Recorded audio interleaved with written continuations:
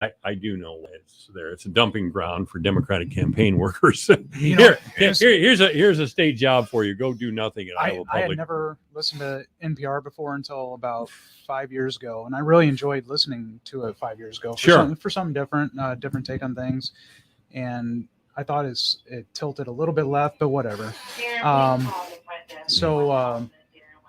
Man, what's that? Oh, I don't know. That's the intercom, I guess. It happens every now and then. But anyway, a couple years ago, they just took a massive shift to the left. Yeah. And I can't listen to it. Well, look at all the communication channels that are open now. We have Spotify, we have Sirius, we have every television channel in the world. 50 years ago, maybe we needed National Public Radio to serve an audience that was not being served. We don't need it anymore. It's really again, it's just a place where you put people who worked in your campaign if you're a Democrat. Yeah. That's it. I mean, at the national level, and maybe here in Iowa as well.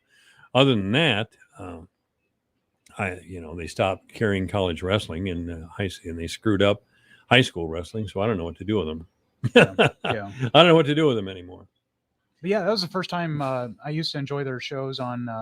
They would talk about cooking and different things like I've never really enjoyed. Oh, I think I've always thought we should bring Eve's Kitchen back to KVFD Radio. Eve's Kitchen was an old TV show here.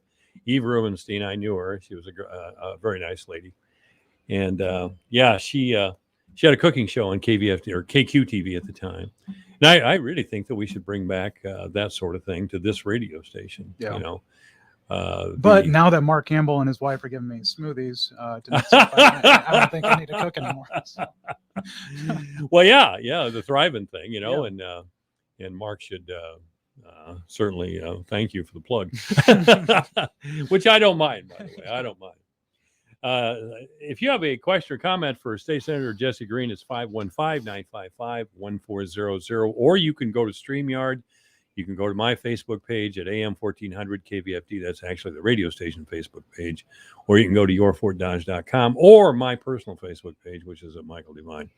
And leave a comment there or a question or join the conversation, whatever you'd like to do. Anyway, so we're having a good year out in the field. That's an amazing year. It's been the most enjoyable fall.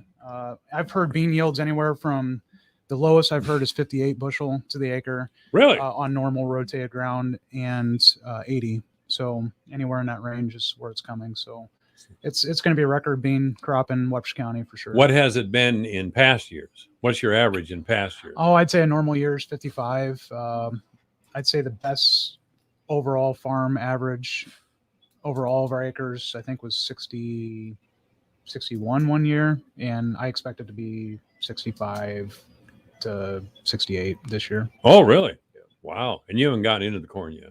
No, but I've had some neighbors say that it's going to be a record year for them as well. Over in eastern Iowa, man, they're just cutting down that corn. They really are. Yeah. And gosh, they should be done well before we are over here. I don't know why that is, but they usually are done over here before we are. Yeah. You know, so many people talk about needing rain and stuff. It's really not the amount of rain; it's the timing of the rains. Mm-hmm. And this year for the beans, we caught some rains in August. That's the critical bean month that determines how big the yield's going to be.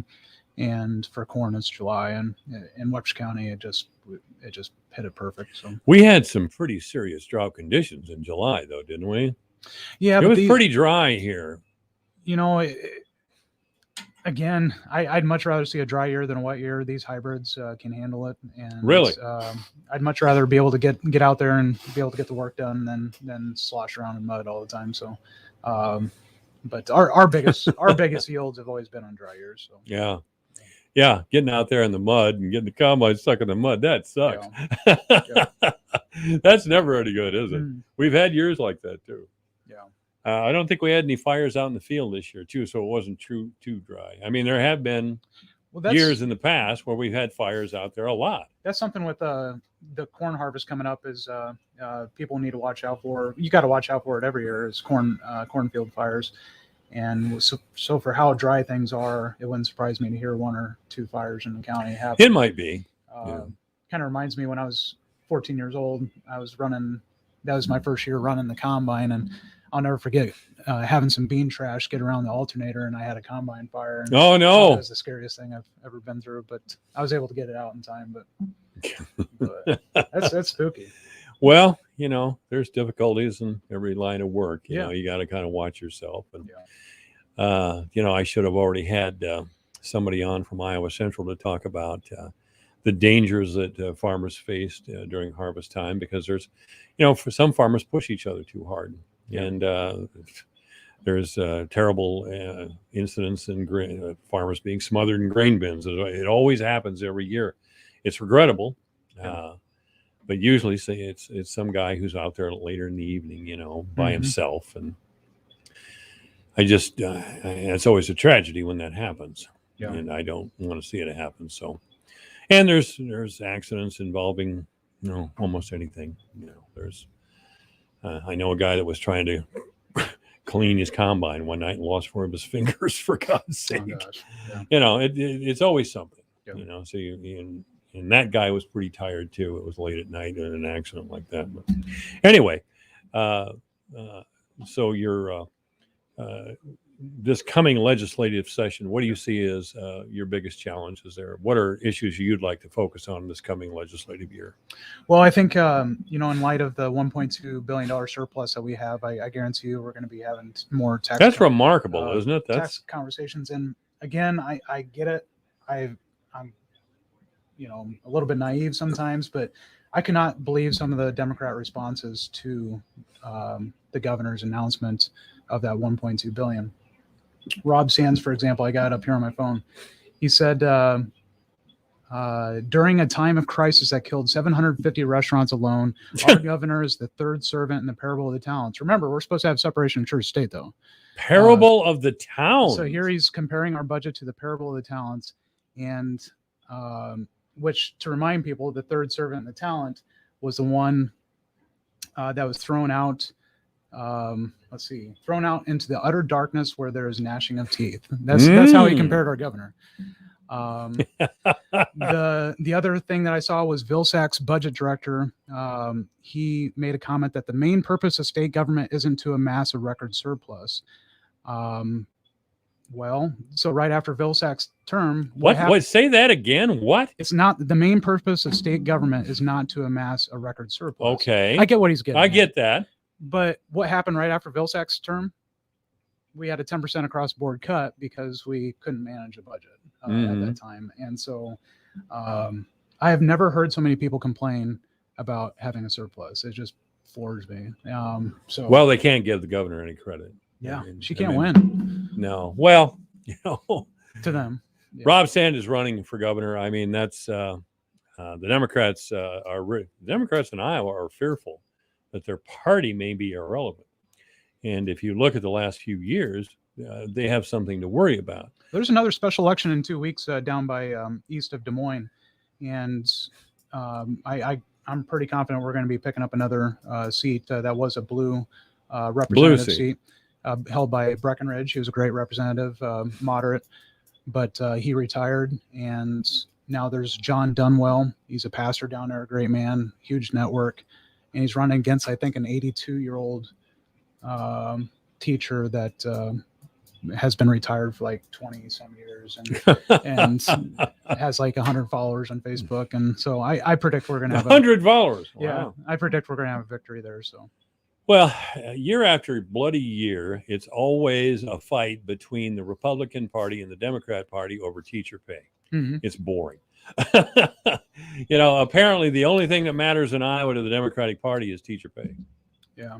Can we do something else? Oh, and transgender rights. Of course, I keep forgetting. But the one thing I will agree with every Democrat on, I want higher teacher pay.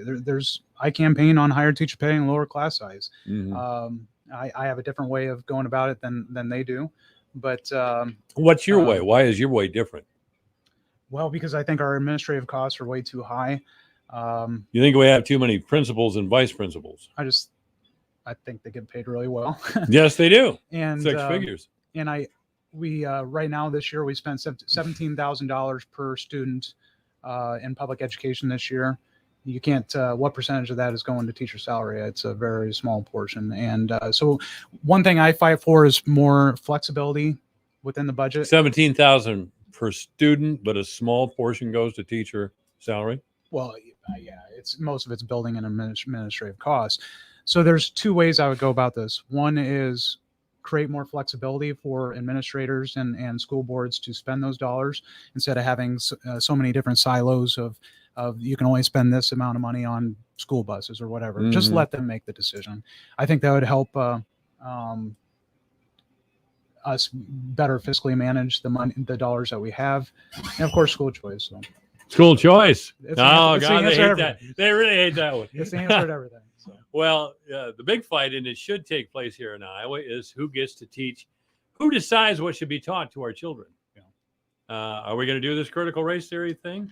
Are we going to do as Fairfax, Virginia did, where they had school books in their school libraries that talked about sex between adults and children? Are we going to follow the example of Terry McCullough, Democratic nominee, and Clinton associate, who believes that parents should just stay out of the way? Okay. And the teachers will teach what the teachers want to teach. And that's the end of that. And you parents need to stand by And the you know sideline. what? I am all for that. Let the teachers teach what they want to teach, but it better be under school choice. Thank you very much. So, All right. State Senator Jesse Green has been our guest. Thank you, Jesse. thank you so much. AM 1400 KVFD. Hey guys, there is some important news that all men should take very seriously. Your